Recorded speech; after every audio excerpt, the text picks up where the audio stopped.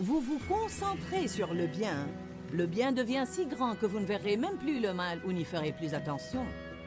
Vous pouvez vraiment surmonter le mal par le bien. Restez avec nous dans Jouissez de votre vie.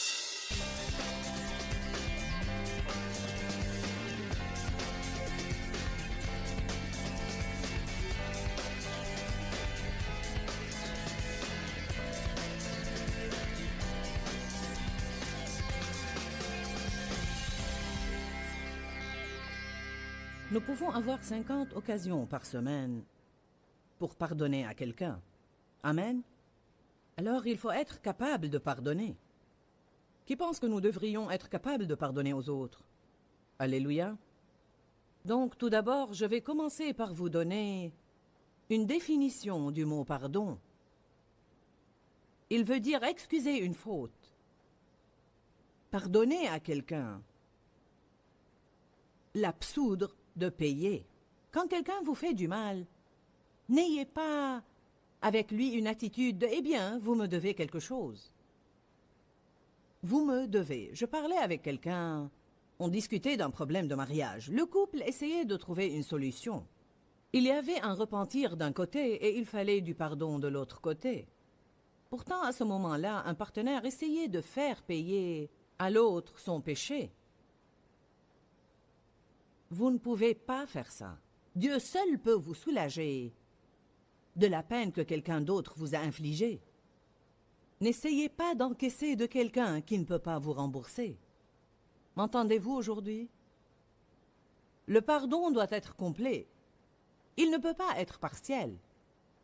Le dictionnaire grec Lavigne dit que pardonner veut dire renvoyer, pardonner une dette, annuler complètement.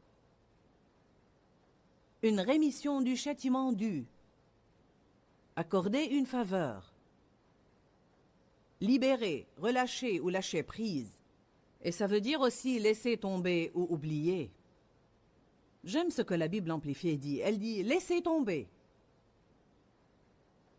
Je me rappelle quand Dave me le disait il y a bien des années parce que je rabâchais incessablement sur quelque chose. Je rabâchais et je rabâchais. Il me disait « peux-tu juste laisser tomber ?» et continuer.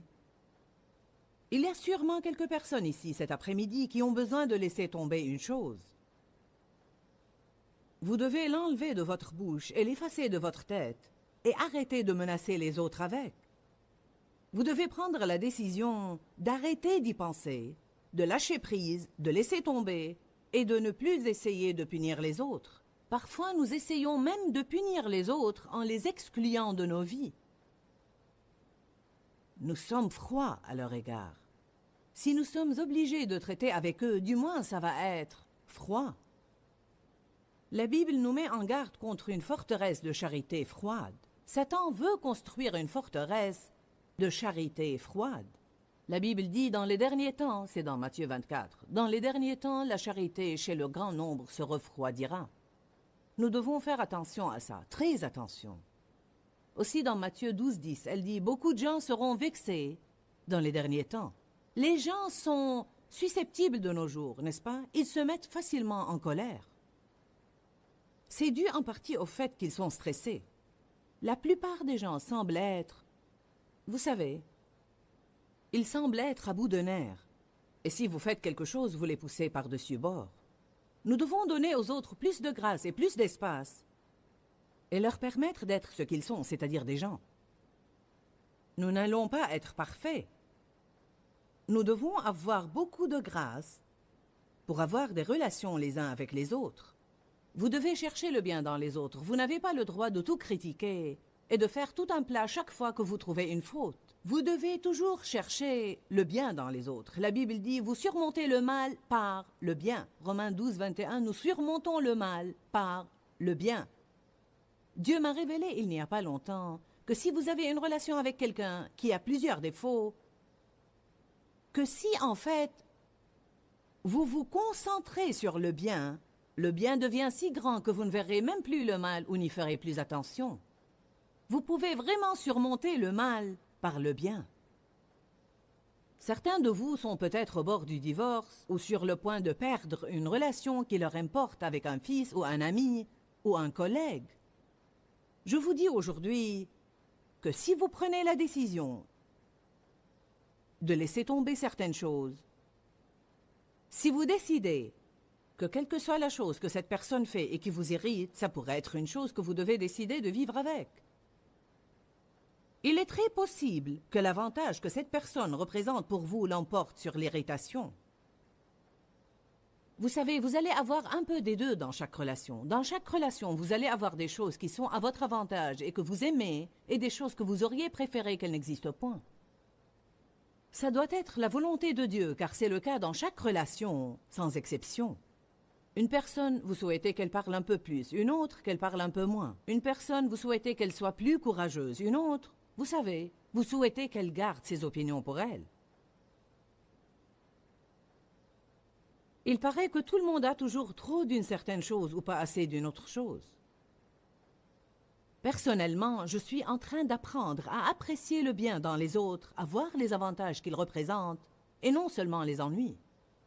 En fait, donner veut dire faire cadeau de, transmettre une offre ou faire don de quelque chose. Je crois que lorsque vous pardonnez à quelqu'un, non seulement vous lui offrez un cadeau, mais vous vous offrez plutôt un plus grand cadeau. Il y a plusieurs raisons pour lesquelles nous devons pardonner aux autres. J'ai toute une série intitulée « Amertume, ressentiment et non-pardon » où je disserte sur toutes ces choses. Mais je veux juste vous donner la liste 7 raisons pour lesquelles vous devez pardonner. Premièrement, simplement parce que Dieu le dit. Nous devons le faire simplement parce que Dieu le dit et simplement pour lui obéir, car nous honorons Dieu par l'obéissance. Je ne pardonne pas aux autres parce que j'en ai toujours envie, car la plupart du temps, je n'en ai point envie. Mais je le fais parce que j'aime le Seigneur. La Bible dit « L'amour de Jésus-Christ nous presse ». En d'autres termes, nous disciplinons nos émotions par amour pour Jésus. Si vous ne pouvez pas pardonner à quelqu'un par amour pour lui, vous pouvez le faire par amour pour Jésus. Simplement parce qu'il vous le demande. Rappelons-nous lorsqu'il a dit « Père, pardonne-leur, car ils ne savent ce qu'ils font ». Et Étienne, quand il a été lapidé et qu'il a dit « Seigneur, pardonne-leur, car ils ne savent ce qu'ils font ». Rappelons-nous de Paul, quand tous l'ont abandonné lors de son premier procès et qu'il a dit « Je vais juste les laisser entre les mains de Dieu, je vais juste laisser tomber et laisser ça entre les mains de Dieu ». Dieu nous justifie et il va régler les choses dans notre vie parce qu'il est un Dieu de justice, mais il ne peut pas le faire si nous nous agrippons au non-pardon. Nous devons le lui donner pour qu'il puisse en faire quelque chose. Certains se demandent pourquoi Dieu n'a jamais établi la justice dans leur vie et lors d'une épreuve, mais vous ne lui avez jamais donné le problème. Deuxièmement, vous devez pardonner car votre foi n'agit pas si vous ne le faites pas. Allez à Marc 11. Peut-être connaissez-vous bien ces passages, mais ça m'est égal. Dieu m'a demandé de les prêcher, alors vous devez être secoué à cet égard.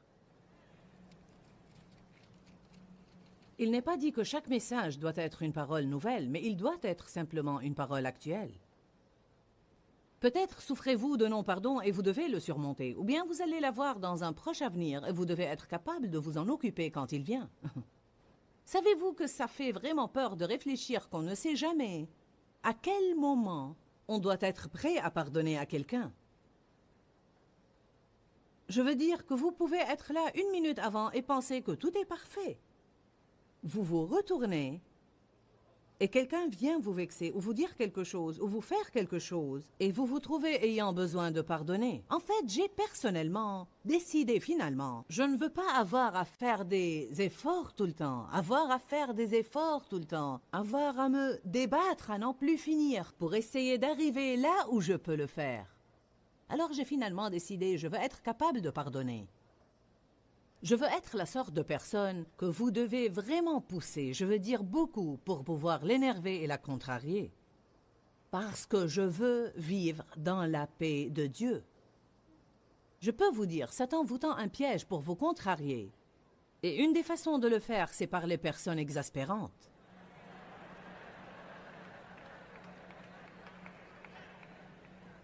Décidez de ne pas permettre aux autres de vous voler votre joie.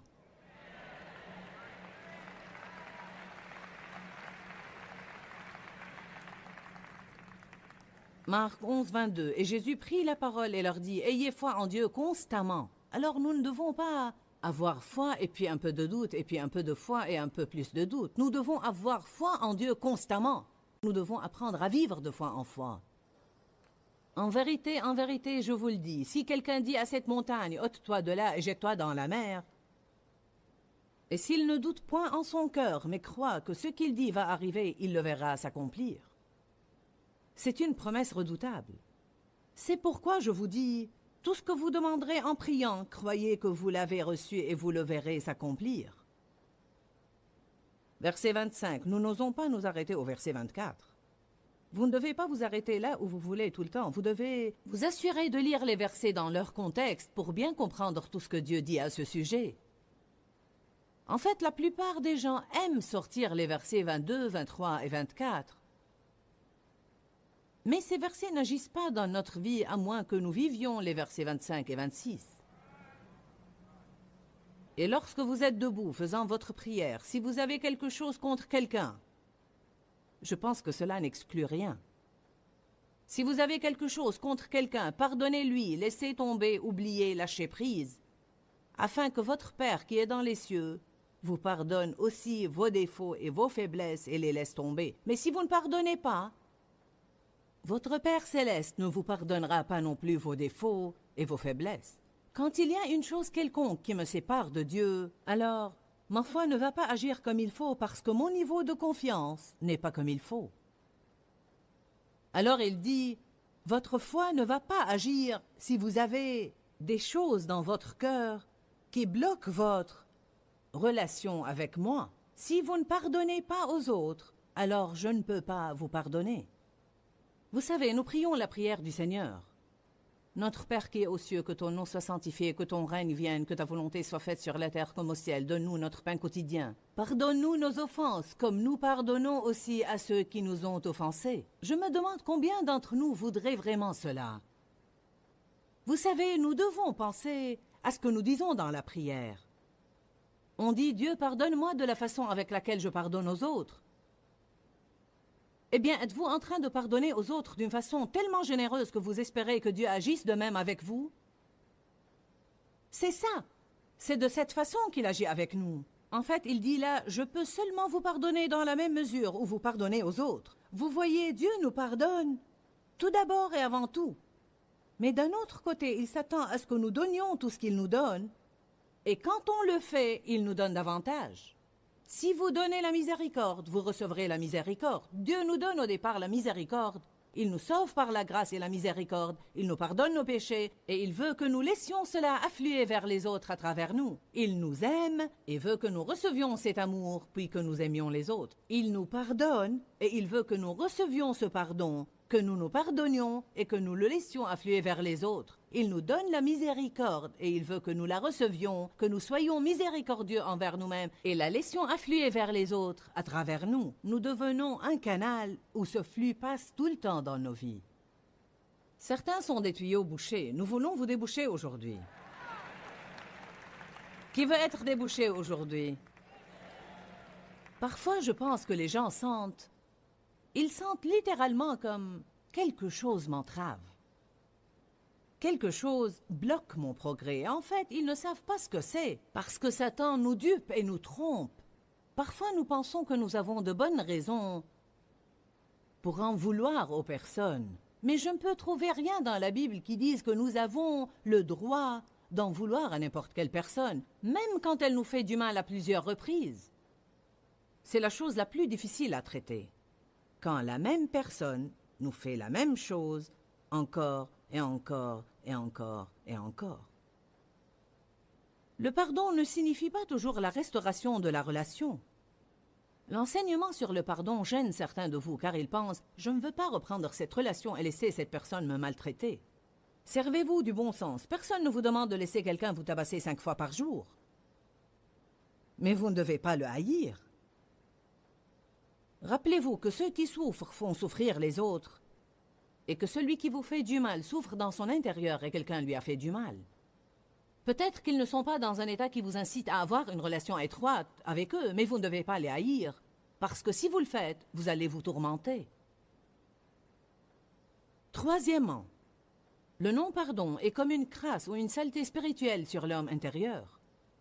C'est comme de la boue que je prends pour m'enduire le corps avec et m'en couvrir partout.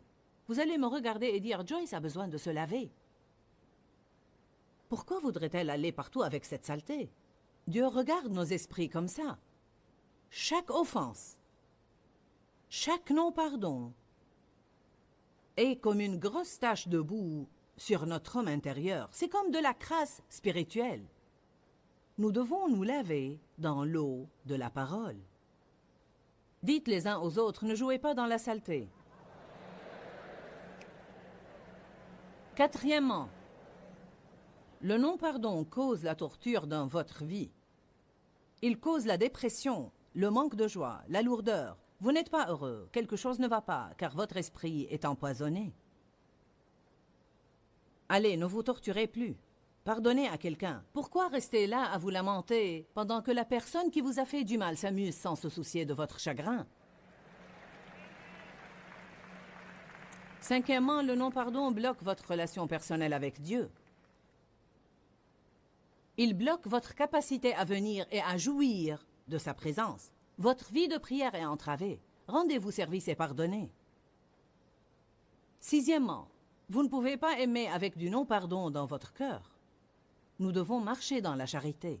Amen. Il est si important de marcher dans la charité. Vous n'allez jamais avoir une guerre spirituelle efficace contre l'ennemi, à moins que vous n'ayez une marche dans la charité qui soit passionnée et ardente. La charité est l'arme la plus importante que vous ayez pour la guerre spirituelle. Parler les langues ne vous profitera pas si vous ne marchez pas dans la charité. Vous pouvez avoir toute la foi du monde. Si vous n'avez pas la charité, votre foi ne va pas agir, car la foi agit par la charité. La Bible dit, par-dessus ces choses, revêtez-vous de la charité. Ayez les uns pour les autres une ardente charité. Donc il est de la première importance de faire la plus grande attention à notre marche dans la charité. La charité est plus importante que votre prospérité et votre guérison. La charité est plus importante que votre promotion et votre succès. Jésus nous a demandé de nous concentrer sur la charité. Si nous pensons aux choses importantes d'abord, cherchez premièrement le royaume et toutes ces choses vous seront données par-dessus.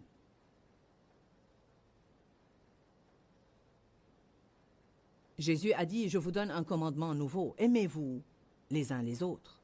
Et la charité pardonne. La charité tient compte des défauts et des faiblesses des autres. Vous qui êtes spirituels, dit Galates chapitre 6, sachez comment redresser les personnes qui ont succombé à cause de leurs faiblesses.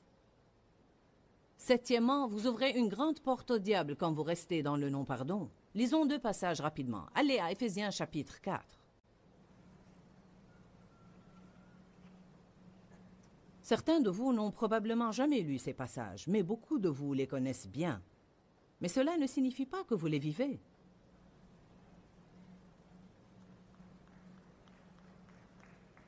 Il est possible que vous soyez venu à l'église aujourd'hui avec quelqu'un avec qui vous êtes fâché.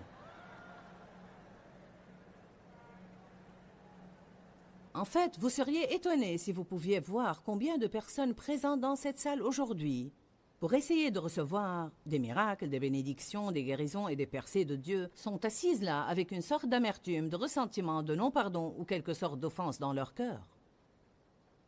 Vous seriez vraiment étonné. Mais ça va changer avant que vous ne quittiez aujourd'hui. Éphésiens 4, 26 dit, « Si vous vous mettez en colère, ne péchez point. » Donc, peut-être allez-vous penser, comment pourrais-je me mettre en colère et ne point pécher? La colère n'est pas un péché par elle-même. L'émotion de la colère nous fait savoir que nous avons été maltraités, à moins qu'elle ne soit déséquilibrée. Certains se mettent en colère pour des riens. Ce n'est pas nécessairement faux de se mettre en colère, mais c'est faux de rester en colère. La Bible dit, vous devez y mettre une fin, vous devez résoudre le problème et ne pas rester furieux. Je veux vous dire une chose, vous pouvez être fâché contre les autres et ne pas savoir que vous l'êtes. C'est pourquoi vous devez apprendre à examiner vos sentiments quand certaines personnes sont à proximité et comment vous les traitez et comment vous parlez d'eux quand les autres les mentionnent. Car si quelqu'un mentionne telle sœur devant vous et dit « Savez-vous que telle sœur a eu, vous savez, une promotion au travail? N'est-ce pas formidable ?» Vous trouvez cette chose aigre à l'intérieur de vous et vous dites « Si vous saviez ce que je sais, vous ne penseriez pas que c'est aussi formidable. »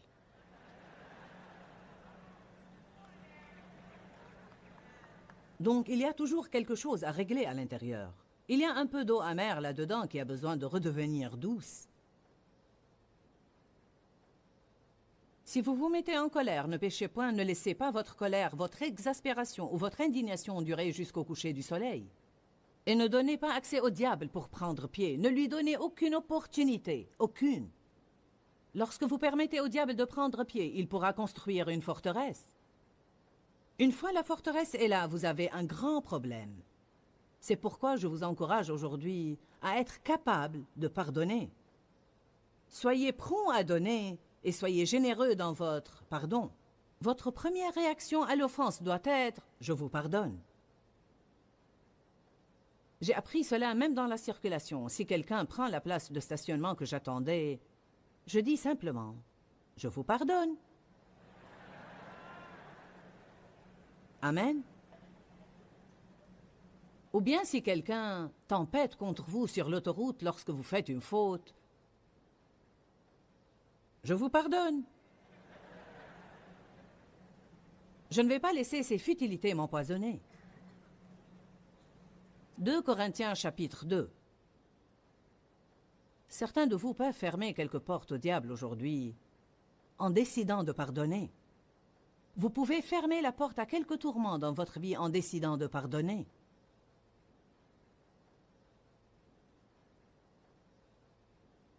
Dans 2 Corinthiens 2, verset 10, Paul dit « Or, à qui vous pardonnez, je pardonne aussi. Et ce que j'ai pardonné, si j'ai pardonné quelque chose, c'est à cause de vous, en présence de Jésus-Christ. » Verset 11. « Et je l'ai fait afin de ne pas laisser à Satan l'avantage sur nous, car nous n'ignorons pas ses desseins. » Que signifie ça? Il dit « Je sais comment Satan agit. » Nous n'avons pas à lutter contre la chair et le sang. Satan agit à travers les autres. Sa cible principale va à travers les autres. Il attaque votre esprit, c'est le champ de bataille, et il agit à travers les autres. Paul a dit, nous n'ignorons pas les desseins de Satan, alors nous n'allons pas le laisser les accomplir. Nous allons agir non pas comme il veut que nous agissions, mais nous allons réagir avec la puissance du Saint-Esprit, avec le pardon, la miséricorde, et nous allons laisser tomber. En fait, je ne sais même pas vraiment comment vous dire combien ce sujet de pardonner et d'oublier est important. Je veux dire que beaucoup de gens se gâchent la vie parce qu'ils gardent une amertume et un ressentiment envers quelqu'un ou qu'ils ont des offenses accumulées dans leur cœur.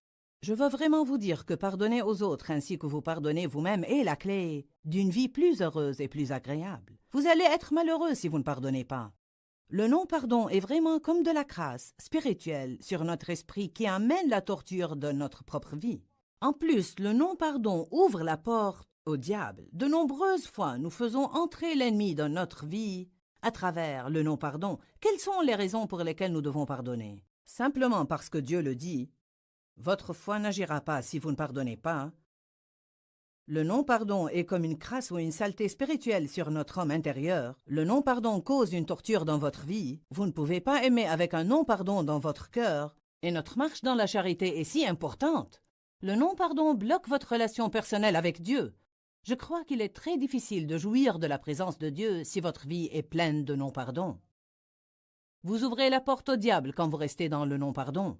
Je veux vraiment vous encourager à étudier la parole à cet égard et faire tout ce que vous pouvez pour ne pas permettre à cette amertume et à ce non-pardon de rester dans votre vie. Rappelez-vous que nous vous aimons et que nous nous soucions de votre bien-être. Et je crois que Jésus est mort pour que vous jouissiez de chaque jour de votre vie. Et je veux que vous preniez la décision de ne plus laisser Satan vous voler votre joie. Que Dieu vous bénisse. Pourquoi, Seigneur, pourquoi? Dans ce livret, Joyce Meyer nous enseigne à travers la parole comment être délivré de la confusion. Pour obtenir ce livret gratuitement, écrivez-nous à Joyce Meyer, boîte postale 40095-6300 Larnaca, Chypre. Ou bien visitez notre site web www.joycemeyer.org/fr.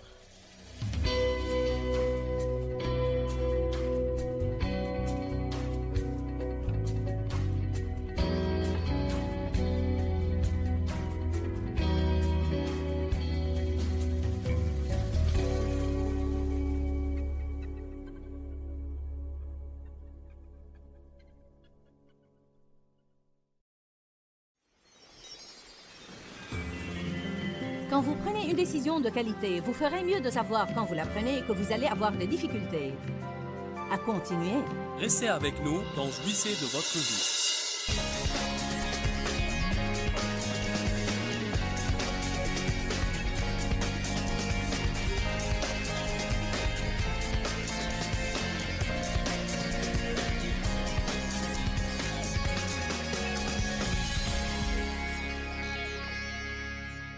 Il devient beaucoup plus facile de pardonner aux autres quand vous pensez à toutes les choses que Dieu doit vous pardonner et que les gens doivent vous pardonner.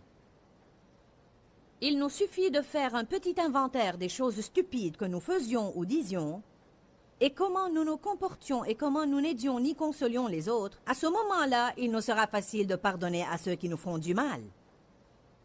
Est-ce que quelqu'un me comprend aujourd'hui? Est-ce que vous comprenez que Dieu vous a pardonné beaucoup plus que vous n'aurez jamais à pardonner à quiconque? Dites tous, je peux me permettre d'être généreux dans mon pardon,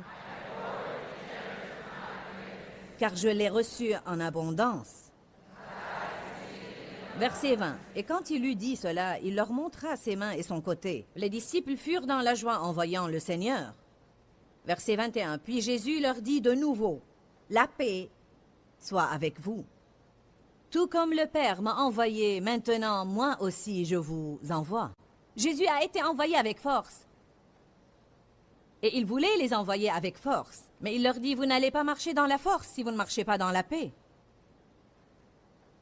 Après ces paroles qu'il leur a adressées, il souffla sur eux et leur dit, recevez le Saint-Esprit. Et c'est là qu'ils sont nés de nouveau.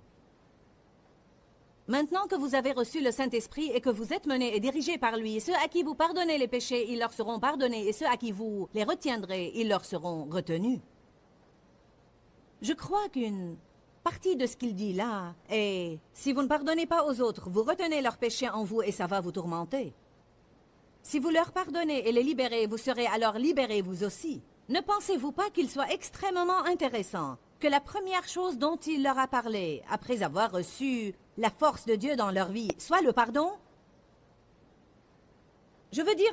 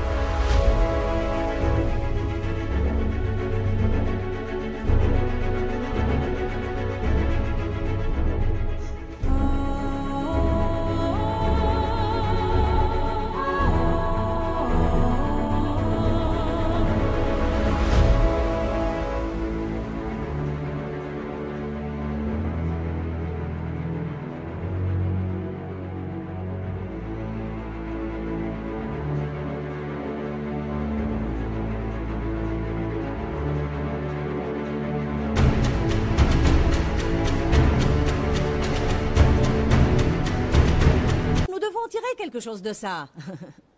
Il aurait pu leur parler de toutes sortes de choses, mais la première chose dont il a parlé était, bon, si vous allez être nés de nouveau, et si vous allez marcher comme j'ai marché, et si vous allez vivre dans la paix et vivre dans la force, alors recevez le Saint-Esprit. Maintenant, c'est ce que j'attends de vous, pardonnez aux autres. Mon Dieu, que pouvons-nous tirer de ça autre que ce qui est dit? Personne ne peut dire combien de fois, parfois, même en même temps, des gens peuvent avoir 4, 5, 6, 7, 8, 9 ou 10 choses accumulées en eux. La Bible dit, la charité ne soupçonne point le mal. Est-ce que vous gardez des dossiers? Vous gardez un relevé de compte? Vous avez fait ça, et je me rappelle quand vous avez fait ça, et ça. J'étais comme ça. Quand je me disputais avec Dave, je revenais en arrière jusqu'au jour de notre mariage. Une semaine après notre mariage, quand sa famille allait nous visiter, il était sorti au parc pour jouer au baseball et il m'avait laissé à la maison pour faire le ménage. C'était une de nos premières disputes. Je ne m'en souviens pas parce que je ne l'ai pas pardonné. Mais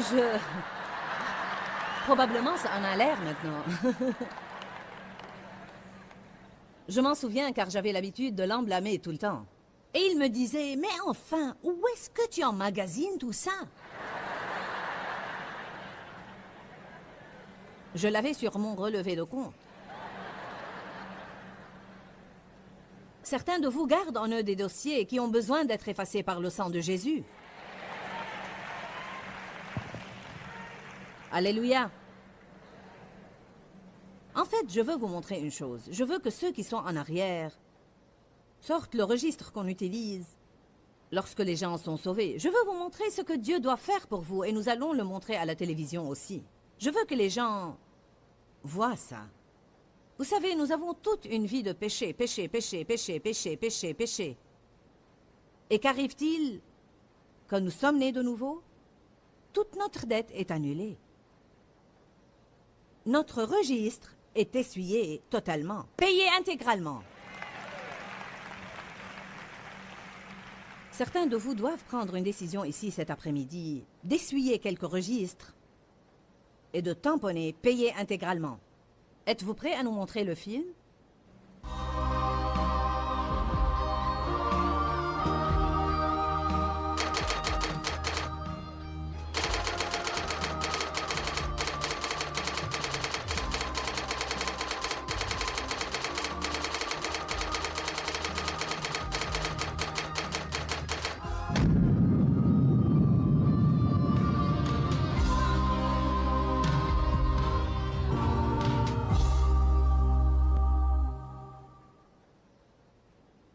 Cela provoque une joie en nous. Chaque fois que nous visionnons cette chose, les gens réagissent comme ça. Mais si Dieu a fait cela pour nous, pourquoi le trouvons-nous si difficile à faire aux autres? N'a-t-il pas soufflé sa nature en nous quand nous avons reçu son esprit? Si nous avons la nature de Dieu en nous, alors nous pouvons pardonner aux autres. Une des choses que vous devez faire, c'est de renouveler votre esprit et croire que vous le pouvez. Arrêtez de vous dire « c'est trop difficile, ce n'est pas juste, c'est trop difficile, ce n'est pas juste, c'est trop difficile, ce n'est pas juste » et dites simplement « je peux le faire ». Jésus a fait ça et je peux le faire aussi. J'ai la force de son esprit en moi pour le faire. Je puis tout par le Christ qui me fortifie. Celui qui est en moi est plus grand que celui qui est dans le monde. Je vais vous dire une chose. Si nous n'allons pas croire ce qui est dans ce livre et l'appliquer dans notre vie de tous les jours, alors il ne nous sert vraiment à rien. Ce livre n'a pas pour mission de nous emporter dans le monde glorieux à venir pour vivre dans des rues d'or et avoir des demeures. Ce livre nous apprend comment vivre. Nous devons...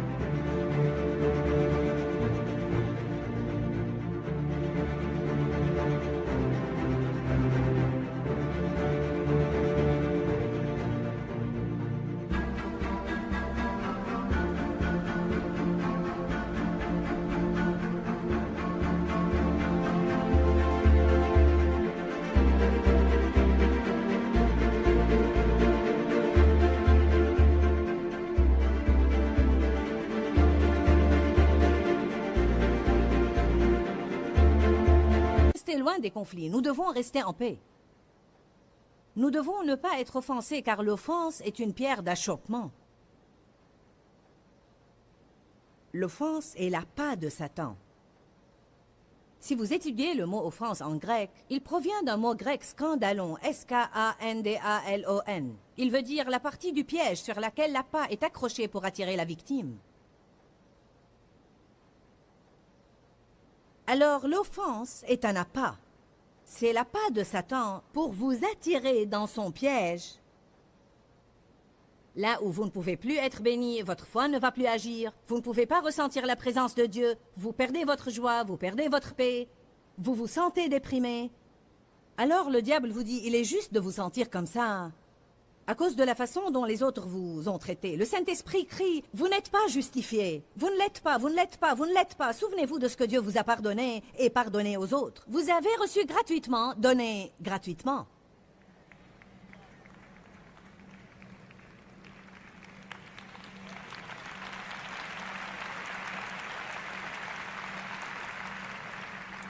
qui devriez-vous pardonner? Nous avons déjà dit l'autre soir que vous devez être en paix avec vous-même, avec Dieu et avec les autres.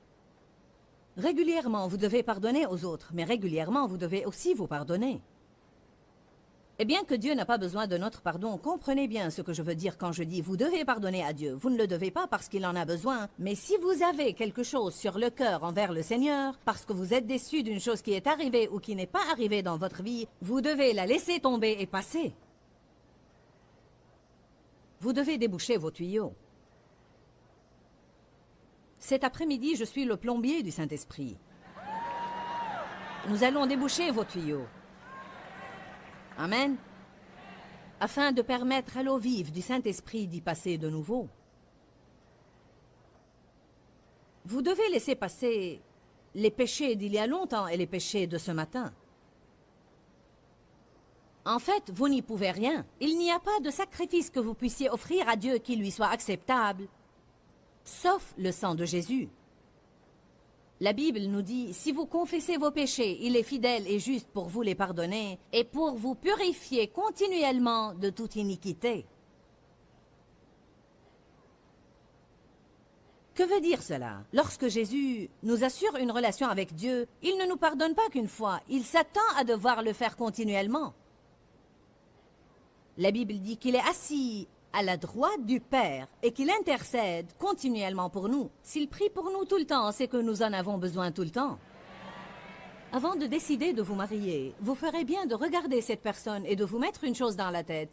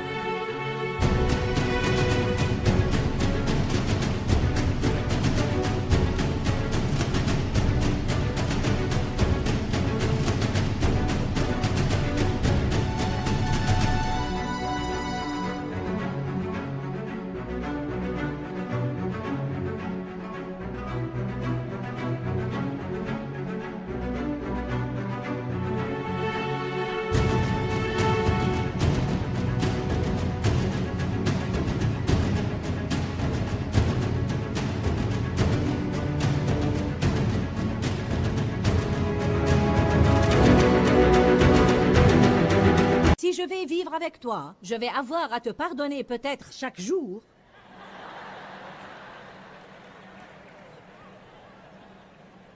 Pour des offenses qui sont réelles et pour des offenses que vous vous imaginez parce que vous voyez les choses comme ça.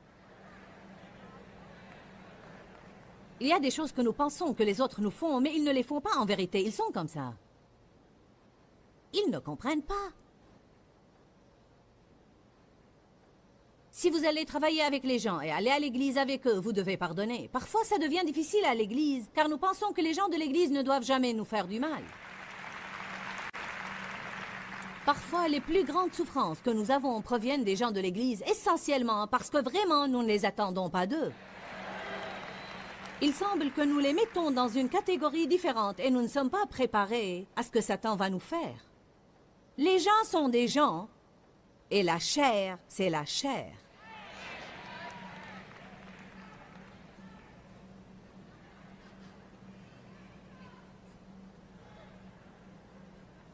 Pardonnez-vous, demandez et recevez afin que votre joie soit parfaite. Libérez-vous de la prison. Libérez les autres de la prison. Si vous êtes fâché contre Dieu, vous n'avez pas eu de réponse à votre prière. Vous avez prié pour la guérison, pour avoir un enfant, pour une promotion, prié pour une augmentation et vous ne les avez pas eues. Vous êtes confus, vous ne comprenez pas. Décidez de faire confiance à Dieu et dites « je vais laisser tomber ». Car pardonner veut dire laisser tomber. Oublier une chose ne veut pas dire que vous ne pouvez pas vous en rappeler. Ça veut dire que vous décidez de la négliger. Vous décidez de ne pas la mentionner. Vous décidez de la bannir de vos pensées. Vous décidez « je ne veux pas m'occuper de ça, je vais me décharger sur Dieu de mes soucis ». Et vous arrêtez de vous agiter en vous souvenant exprès. Chacun de nous peut devenir vraiment vexé si nous allons chacun dans un coin différent et restons là pour 5 minutes et déterrons du passé quelque chose que quelqu'un nous a fait. Je veux dire, nous pouvons devenir furieux. Mais savez-vous à quoi cela équivaut? Dieu m'a donné cet exemple une fois. C'est comme si vous aviez une plaie sur votre corps. Une plaie assez importante. Et elle se cicatrise et une croûte se forme dessus. Elle ne va probablement pas laisser une cicatrice car elle se cicatrise vraiment bien. Mais savez-vous quoi? Si vous arrachez cette croûte tout le temps, et elle doit se recicatriser tout le temps, vous allez avoir une mauvaise cicatrice à la fin. C'est tout à fait la même chose quand quelqu'un vous fait du mal. C'est comme s'il y avait une plaie là. Et Dieu commence à agir par sa grâce pour amener la cicatrisation, parce qu'il est notre consolateur. Il y a 1 an et demi de là, j'ai ressenti une attaque de refus de la part de quelqu'un et ça m'a fait vraiment mal. Je me rappelle que j'étais à l'arrière d'une voiture. Je ne me rappelle même plus qui était avec moi et je me sentais si blessée. Et j'ai simplement commencé à prier. Dieu, tu dois me guérir et tu dois me consoler. Tu dois verser de l'huile et du vin sur ma plaie. Je ne veux pas m'embarquer dans le non-pardon. Je te demande de me guérir. Et après quelques minutes, je commençais à me sentir mieux. Nous devons prier avant toute autre chose. Ne restez pas à souffrir pour 6 semaines avant de décider de prier. N'attendez pas jusqu'au moment où il va falloir beaucoup de chrétiens pour vous ramasser du bord de l'autoroute de la vie avant de décider de prier. Amen. Dites tous, je dois prier tout de suite. Vous devez prier pourquoi? Pour la force. Au secours! Aide-moi, Dieu. Aide-moi. Tu es mon aide. Au secours. Dites tous, au secours. D'accord. Oublier ne veut pas dire que vous ne pouvez pas vous rappeler, mais vous décidez de ne pas le faire. Voilà quelques synonymes du mot pardonner ou oublier. Fermer les yeux sur, ne pas faire attention à, passer outre ou laisser passer. J'ai rédigé ne pas vous rappeler ou penser à ou méditer sur ou parler de sans but divin précis. Oublier et laisser tomber. Si jamais vous voulez surmonter les douleurs du passé, vous devez décider d'arrêter d'y penser et d'en parler. Y penser et en parler, y penser et en parler, y penser et en parler, en parler et y penser, en parler et y penser, y penser et en parler. Et puis juste au moment où vous décidez d'arrêter d'y penser et d'en parler, et après avoir eu 2 ou 3 jours de succès à votre actif, quelqu'un que vous n'avez pas vu depuis quelque temps va essayer de vous l'arracher. Vous allez devoir rester ferme parce que c'est une tentation de Satan. Vous m'entendez? Satan essaie de réouvrir une porte que vous avez fermée. Ce que vous devez dire est, savez-vous quoi? Je ne veux pas être impoli envers vous, mais Dieu m'a juste appris d'arrêter d'en parler. Et parce que je veux oublier et guérir, priez simplement pour moi, mais je ne veux pas en parler. S'ils ne comprennent pas cela, c'est leur problème. Dans l'ensemble, nous sommes indiscrets par nature et nous voulons savoir ce qui se passe dans la vie des autres. Mais même quand nous posons un tas de questions stupides, nous devons nous rappeler que nous pourrions éveiller une chose qu'ils essaient vraiment d'oublier, juste pour satisfaire notre curiosité. Allez à Hébreux 11. Verset 15.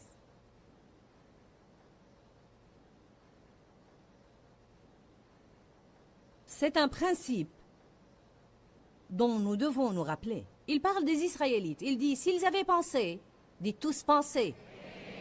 Dites penser. Dites penser. S'ils avaient pensé avec souvenir nostalgique à ce pays d'où ils étaient sortis, ils auraient trouvé une occasion permanente pour y retourner. Il dit, si vous voulez retourner là où vous étiez, n'arrêtez pas d'y penser. Car vous y retournerez dans vos pensées. Et retourner mentalement est presque aussi mauvais que retourner physiquement. Pas seulement cela, car plus on pense à une chose et plus elle grandit. Parfois, il suffit d'une petite chose que quelqu'un vous a fait, et vous y pensez, et y pensez, et y pensez, et puis vous commencez à penser à quelque autre petite chose qu'il vous a fait, et bientôt, vous aurez ce grand problème monstrueux qui réellement aurait été assez mineur Si vous ne l'aviez pas exagérément grossi en y pensant et en parlant, y pensant et en parlant, y pensant et en parlant, y pensant et en parlant. Ne pas y penser ne veut pas dire qu'il ne va pas vous venir à l'esprit. Renversez les imaginations et toutes choses hautes et élevées. Pensez à ce que vous devez penser et pas à tout ce que le diable vous met dans la tête. Choisissez vos pensées prudemment. Car ce qui se passe à l'intérieur de vous, c'est ce qui va vous faire souffrir.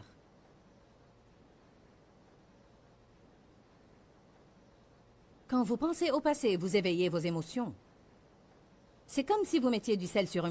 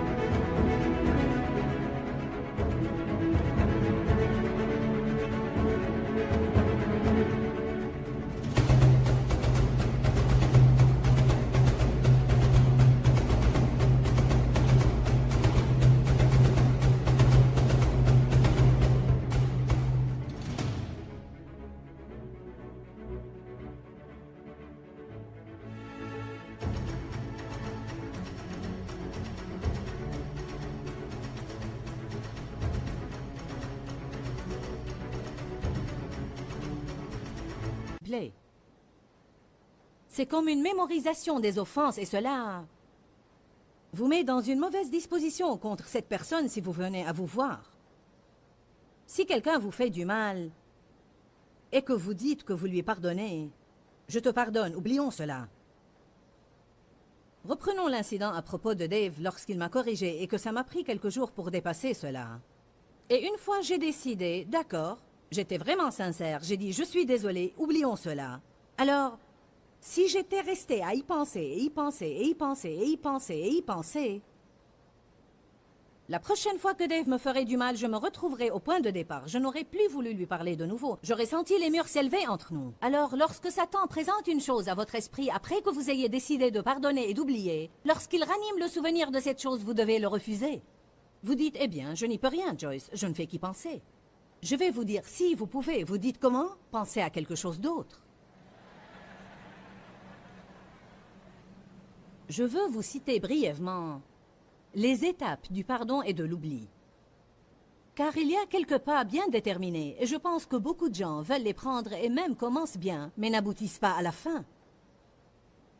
Premièrement, si vous allez pardonner à quelqu'un, vous devez le décider. Aujourd'hui, certains de vous doivent décider. Je vais pardonner à cette personne. Je vais surmonter cela, je vais oublier, je vais laisser tomber. Qui est prêt à prendre une décision aujourd'hui à propos d'un certain incident? Vous pouvez dire, d'accord, je vais décider. Combien de vous ont décidé auparavant? D'accord. Mais vous devez vous assurer que c'est une décision de qualité et pas une décision molle du genre « si j'ai envie, quand j'ai envie » ou une décision du genre « si je me lève du pied droit ». Quand vous prenez une décision de qualité, vous ferez mieux de savoir quand vous la prenez que vous allez avoir des difficultés à continuer. C'est comme si vous preniez une décision de qualité pour perdre du poids ou faire du sport ou payer une dette. Vous devez vous attendre à des souffrances que vous devez endurer avant de voir cette décision se réaliser. Vous ne pouvez vraiment pas prendre une décision de qualité avant de faire un inventaire de ce que vous allez endurer. C'est exactement de cette façon que Dieu a traité avec l'apôtre Paul lorsqu'il lui a envoyé un prophète, qu'il lui a apporté une ceinture. Il a dit, Dieu dit qu'il va vous ceindre et vous prendre là où vous n'aimez pas aller et vous faire passer par des choses difficiles et vous allez souffrir et vous allez avoir ça, etc., etc. Maintenant, voulez-vous toujours être un apôtre? Tout le monde veut être dans le ministère jusqu'à ce qu'il retrouve ce dont il s'agit. En fait, je ne sais même pas vraiment comment vous dire combien ce sujet de pardonner et d'oublier est important.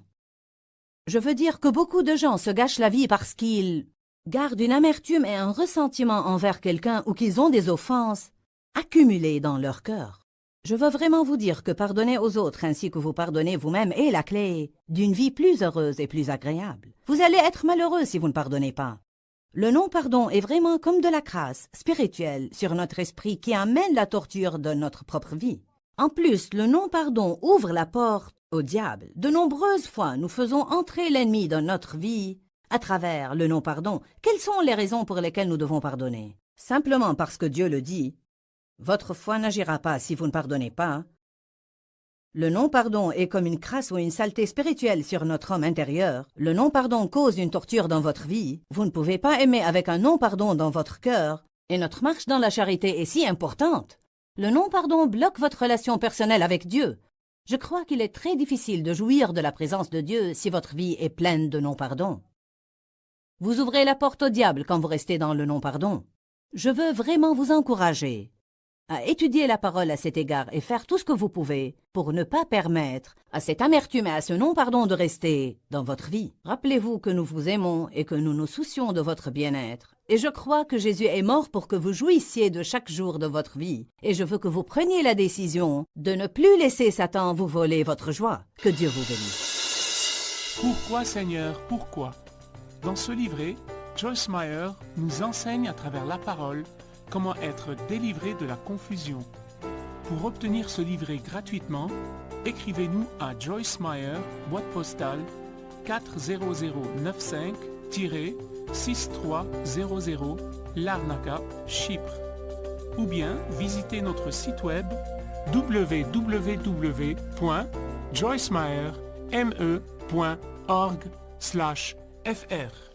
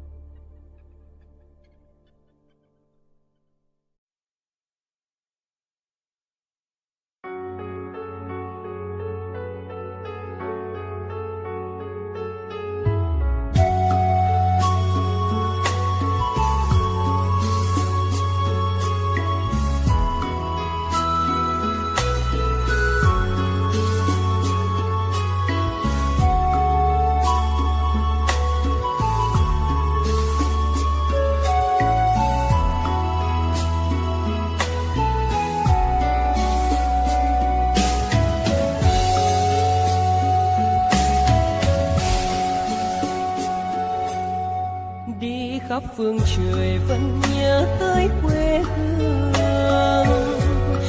Người về đây thăm làng trù quê mẹ và làng sen quê cha, xúc động bồi hồi người rơi giọt lệ thương mái nhà tranh.